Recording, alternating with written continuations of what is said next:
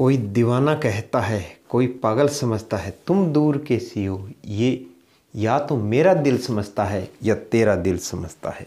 नमस्कार दोस्तों, नमस्ते भारत। कैसे हो आप सभी? आशा और उम्मीद करता हूँ कि सभी स्वस्थ है, मस्त हैं और अपनी अपनी पढ़ाई के अंदर व्यस्त है।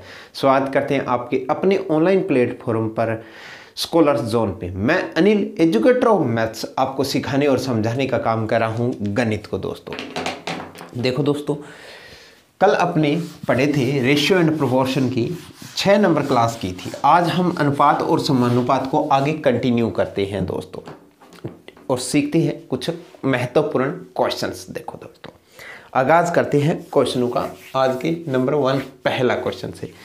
क्वेश्चन क्या कह रहा है कि ए बी सी का खर्च का अनुपात 16:12:9 है। भाई ए बी सी के खर्च का अनुपात है वो आपको दे रखा है 12:16:9। मेरे प्यारे मित्रों, बहुत ही ज़बरदस्त क्वेश्चन है और बहुत ही ज़बरदस्त कंसेप्ट के साथ आपको ये क्वेश्चन करवाने वाला हूँ। और आजकल ये क्वेश्चन थोड़ा सा ट्रेंडिंग में भी चल रहा है। एग्जाम के अंदर बार बार ये क्वेश्चन आपको देखने को मिलता है। क्या कह रहा है? ए बी सी की खर्च का अनुपात 16:12:9 है। 16:12:9 है। 16:12:9 है। ठीक है। फिर इसने बोला है अगर वे अपनी आय का 20%, 25% और 40% बचाते हैं, यानी उनकी बचत है वो आपको दे रखी है। कितनी दे रखी है भाई बचत? 20%, 25% और 40%। 20%, 25% और 40% मेरे प्यारे दोस्तों बचत दे रखी है। क्या कर रखा है भाई? इन्होंने बोला है ए बी सी है, वो खर्च है वो 16:12:9 में है और वहीं इनकी बचत है वो 20%, 25% और 40% दे रखा है। यदि ए बी सी की कुल आय 35,700 रुपये है और आपको दे रखा है ए प्लस बी प्लस में सी है, इनकी आय है वो आपको दे रखा है कि 35,700 रुपये है। क्या दे रखा है मेरे प्यारे मित्रों? आपको समझ में आया होगा क्वेश्चन क्या कह रहा है। ये मैथमेटिकल फॉर्म में मैंने क्वेश्चन को बोर्ड पे उतार दिया है। ए बी सी की खर्च का अनुपात 16:12:9 है, बचत 20%, 25%, 40% दे रखा है। ए बी सी की आय है वो 35,700 रुपये है। मेरे प्यारे मित्रों, सबसे पहले अगर मैं बात करता हूँ इनकी कि खर्च आपको 16 रुपये दे रखा है, 12 दे रखा है, 9 दे रखा है और बचत दे रखी है, तो क्या आय दे रखी है? क्या आय इसने आपको नहीं दे रखी? क्या आय नहीं दे रखी? मेरे प्यारे दोस्तों, मैंने मान लिया कि हर कैंडिडेट की आय 100% है। कितनी? 100% है भाई। हर किसी की आय होती है वो 100% होती है। परसेंटेज के अंदर मैं बात करता हूँ तो इसने देखो क्या दे रखा है, बचत आपको 20% दे रखा है। अगर मैं खर्च की बात करता हूं प्रतिशत के अंदर तो आप बोलोगे सर खर्च है वो 80% करता है, हाँ या ना? ठीक है। खर्च कितना करता है? 80% करता है। ये खर्च कितना करता है? आप बोलोगे सर 75% करता है। ये खर्च कितना करता है? आप बोलोगे सर 60% करता है। मेरे प्यारे मित्रों, अब मैं बात ए की करता हूं तो ए का खर्च है वो 80% है। खर्च है वो कितना है? 80% है। और खर्च यहां पर कितना दे रखा है? आप बोलोगे सर 16 रुपए दे रखा है। मान लिया मैंने 16 रुपए दे रखा है, तो मैं कह सकता हूं ना कि 80% का मान 16 है, क्योंकि खर्च ये प्रतिशत में है, ये न्यूमेरिकल वैल्यू में, तो 80% का मान कितना आ गया? 16 आ गया। अब आपके दिमाग में ये बात क्वेश्चन उठ रहा होगा कि सर ये खर्च है, ये आपने 80%, 75%, 60% कैसे निकाला? मेरे प्यारे दोस्तों, बचत इन्होंने ऑलरेडी दे रखी है 20%, 25%, 40% है। अगर मेरे पास इनकम 100 रुपये है, उसमें से मैंने 20 रुपये बचा रहा हूं, तो खर्च कितना कराऊंगा? आप बोलोगे सर समझ में आ गया, हमने कैसे किया है। आपने यूं ही तो किया है नहीं सर कि 100 में से 20 घटाया है, 100 में से 25 घटाया है, 100 में से 40 घटाया। जी हाँ, आप बिल्कुल सही पकड़े, यही किया है मैंने।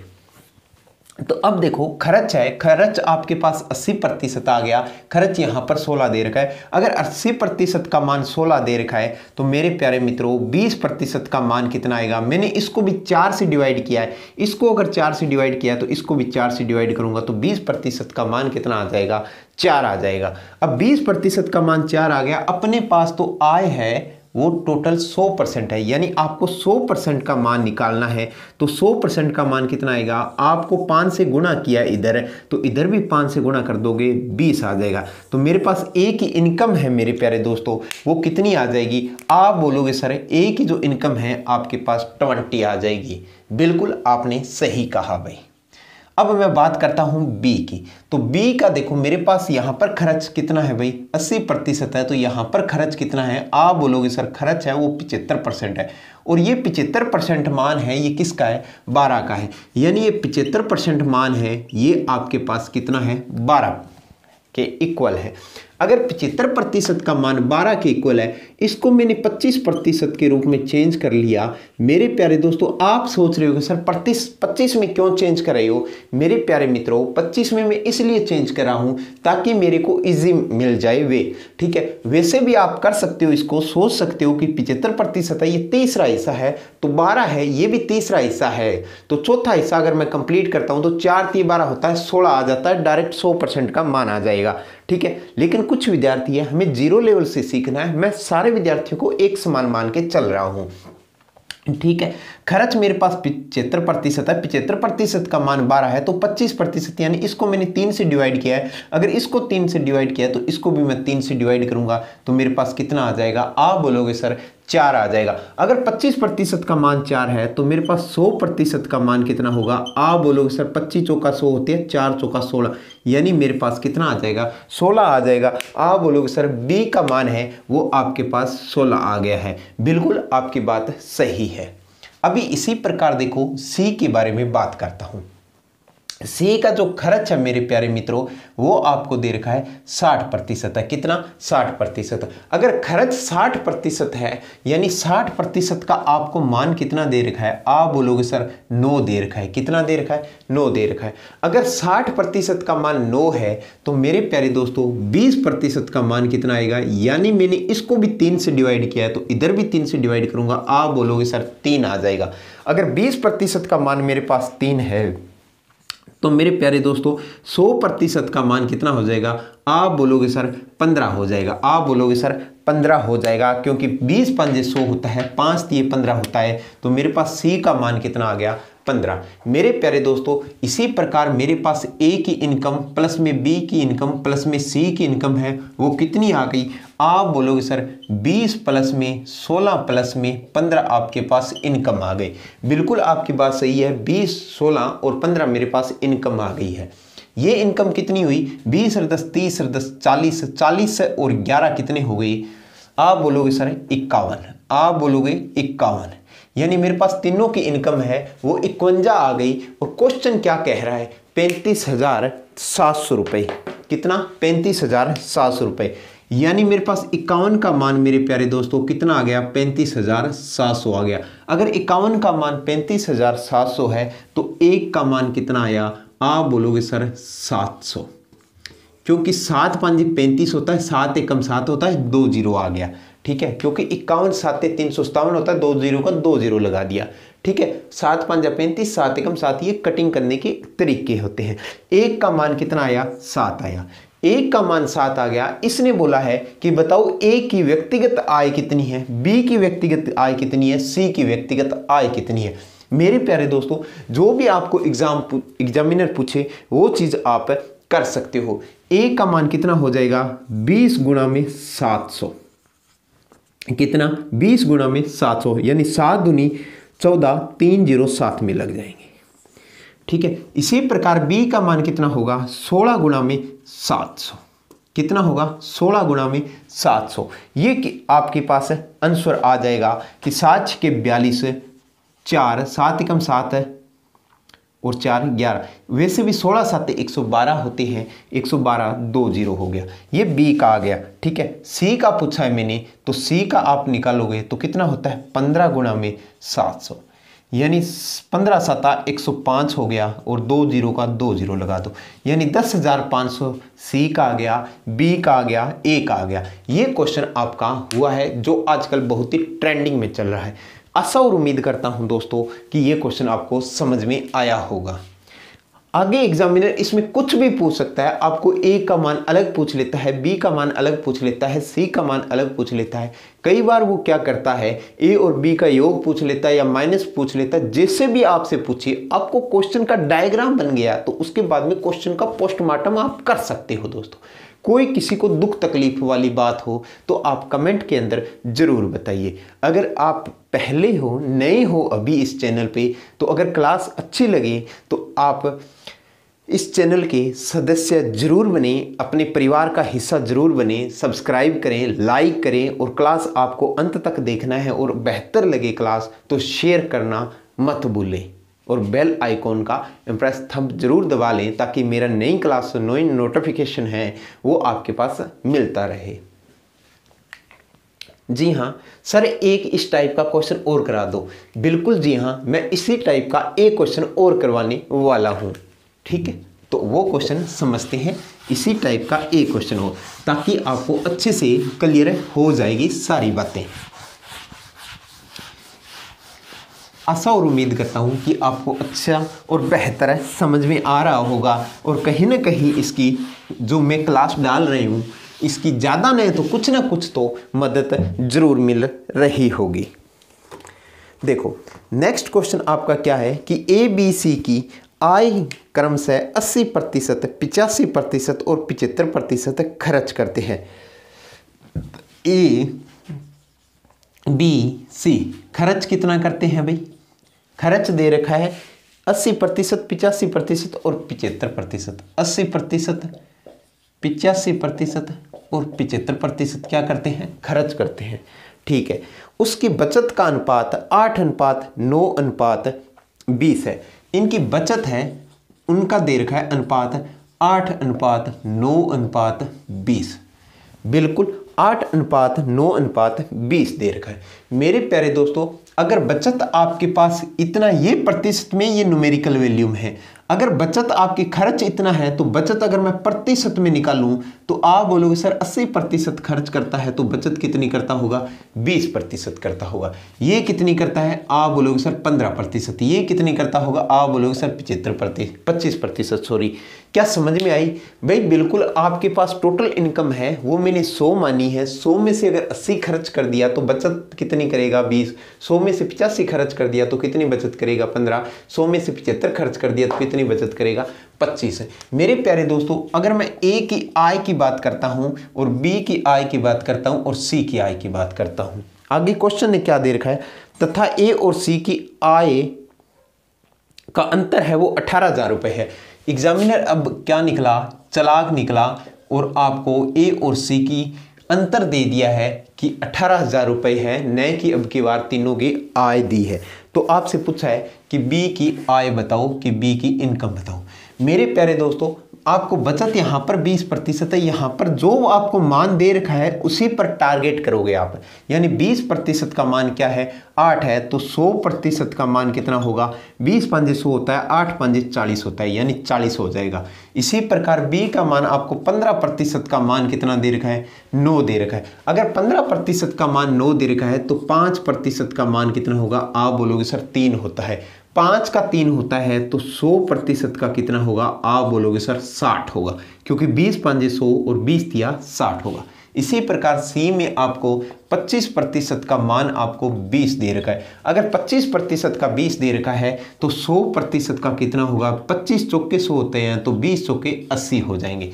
तो अब आपके पास सी का मान 40 आ गया, बी का मान 60 आ गया, सी का मान 80 आ गया। इसने ए और सी का 18,000 रुपए दे रखा है। क्या दे रखा है? ए और सी का 18,000 रुपए।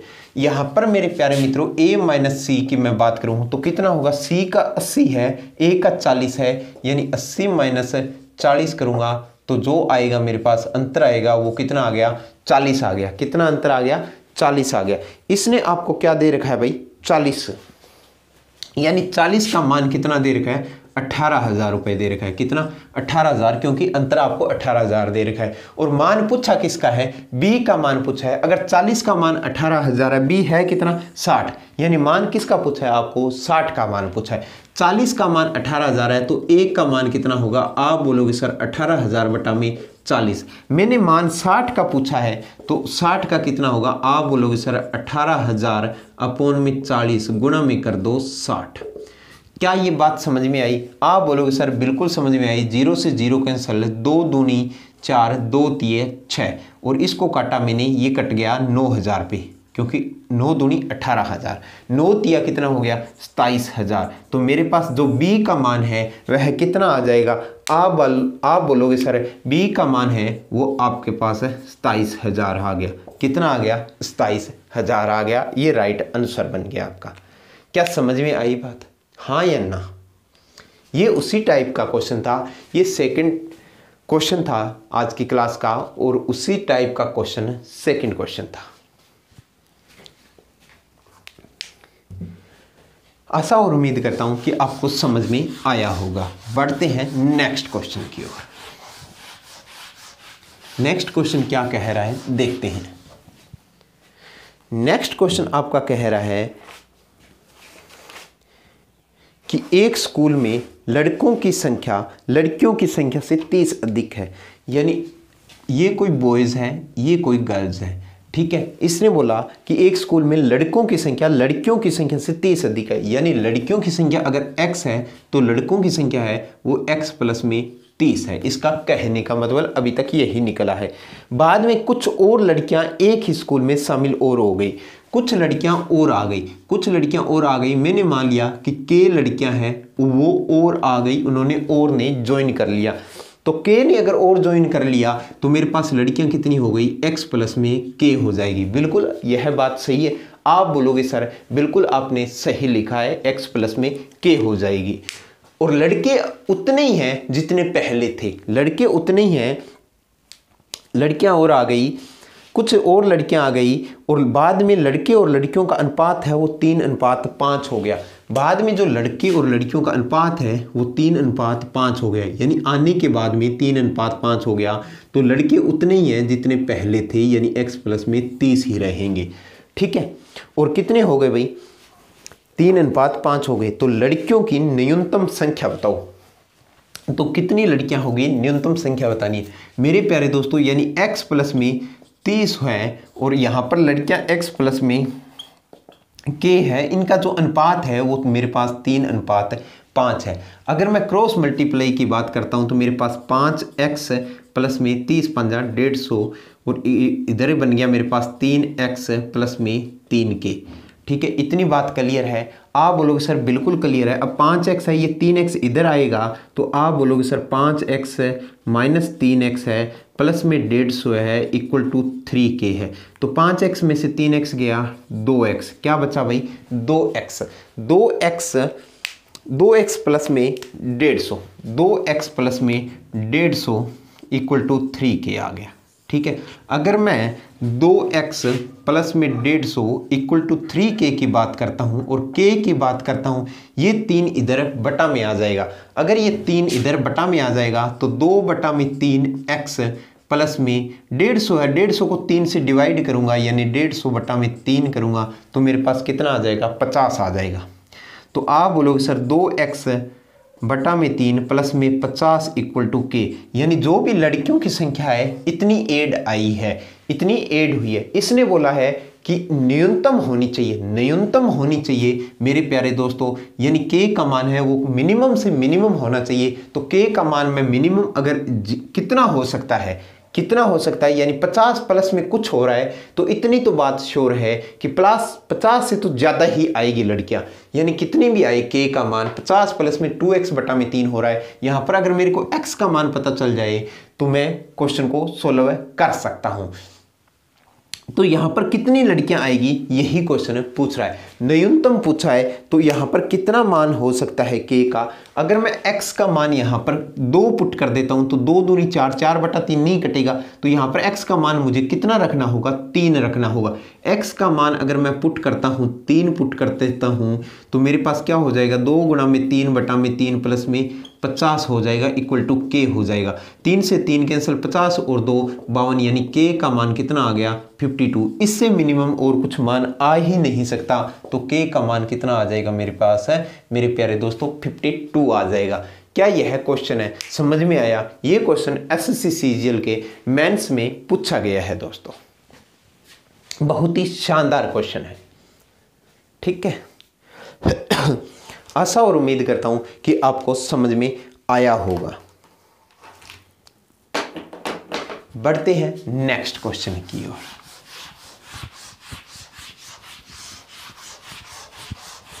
नेक्स्ट क्वेश्चन आपका क्या कह रहा है देखते हैं, बढ़ते हैं।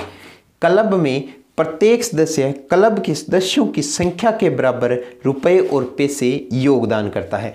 क्वेश्चन कह रहा है कि कोई क्लब है, उसके अंदर प्रत्येक सदस्य क्लब के सदस्यों की संख्या के बराबर रुपया और पैसा योगदान करता है। यदि कुल योगदान 3636 रुपये आए तो क्लब में सदस्यों की संख्या कितनी होगी। इसने ये बोला है कि टोटल योगदान है वो 3636 रुपये आता है। ठीक है, और उतने ही सदस्य होते हैं जितने उसमें पैसा होता है उतना उसका रुपया होता है। तो मेरे प्यारे दोस्तों, इस क्वेश्चन को करने के लिए हम ऑप्शन का सहायता लेते हैं। एक तो ऑप्शन से कर सकते हैं, दूसरा हम इसको एक एक्स मानकर भी मेथड को कर सकते हैं। मैंने मान लिया कि जो मेंबर हैं उनकी संख्या है वो एक्स है। मैं एक्स से बता देता हूं, पहले मेंबर है वो एक्स है। इसने बोला कि जितने मेंबर है ना उतने रुपए देंगे और उतने ही पैसे देंगे, यानी एक्स मेंबर है तो एक्स तो रुपया देगा प्लस में एक्स पैसा भी देगा। ठीक है, अब एक्स पैसा देगा तो इसको रुपयों में चेंज करोगे तो एक्स प्लस में एक्स बटा में 100 हो जाएगा। हाँ या ना?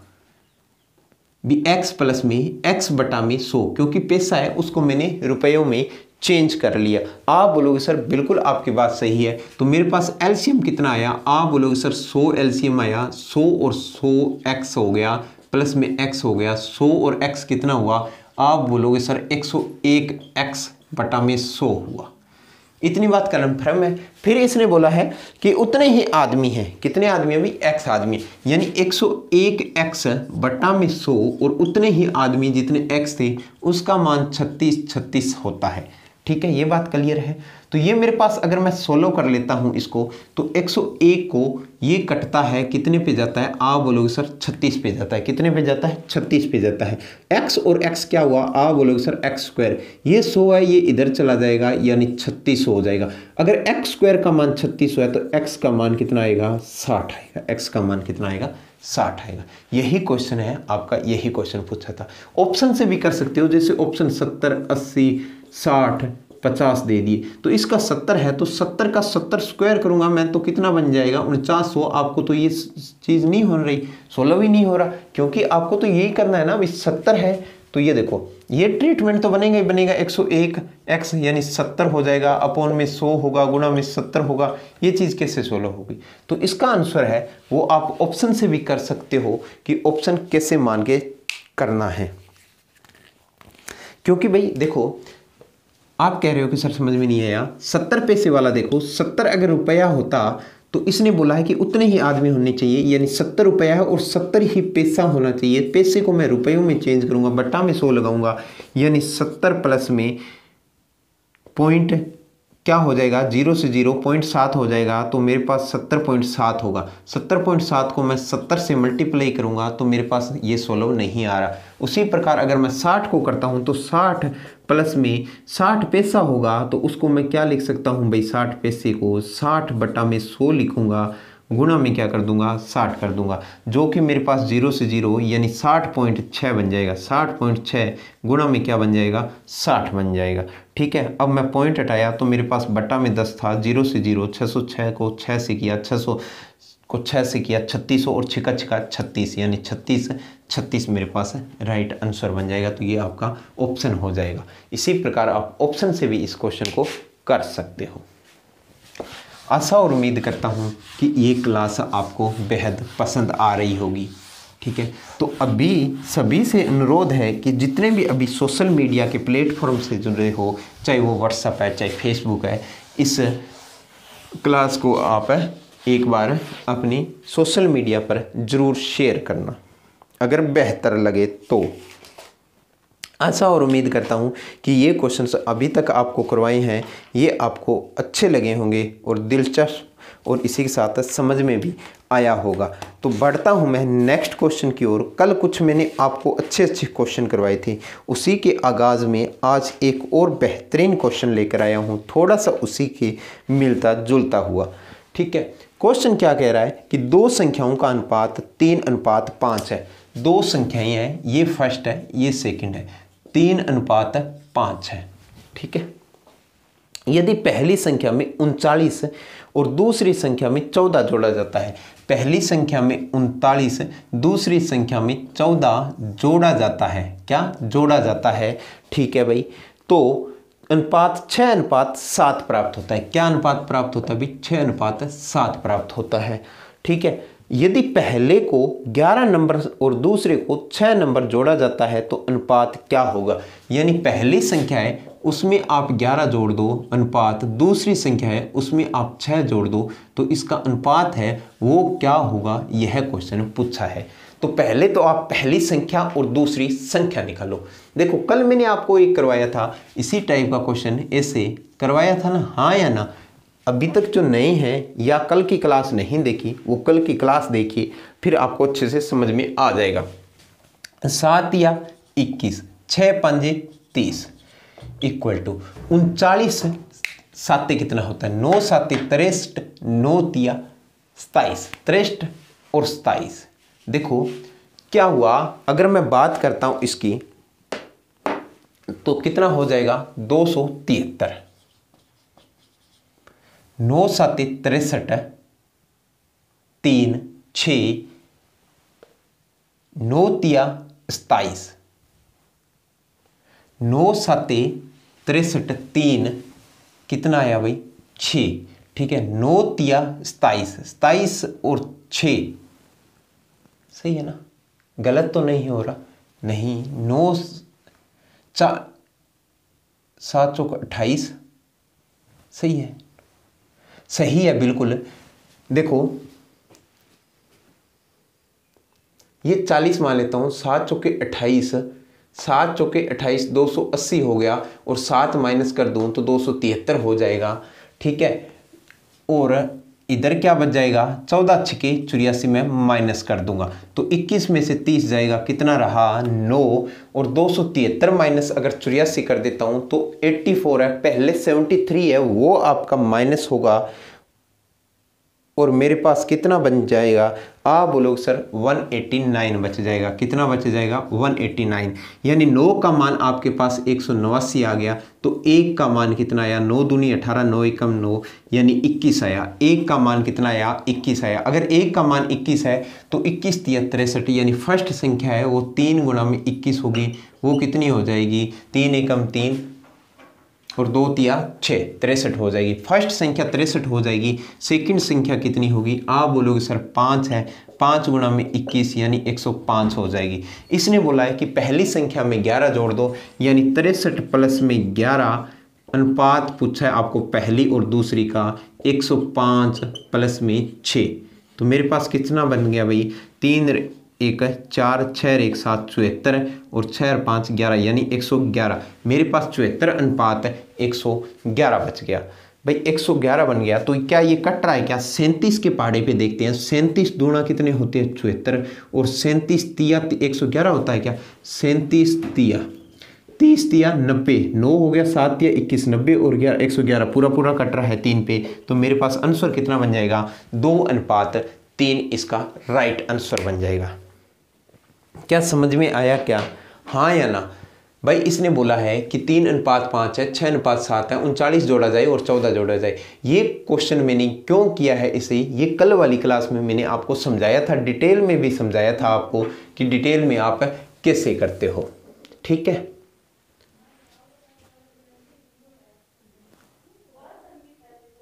ठीक है भाई, समझ में आया होगा आपको, आशा और उम्मीद करता हूं कि आपको समझ में आया होगा। ठीक है, बढ़ते हम नेक्स्ट क्वेश्चन की ओर।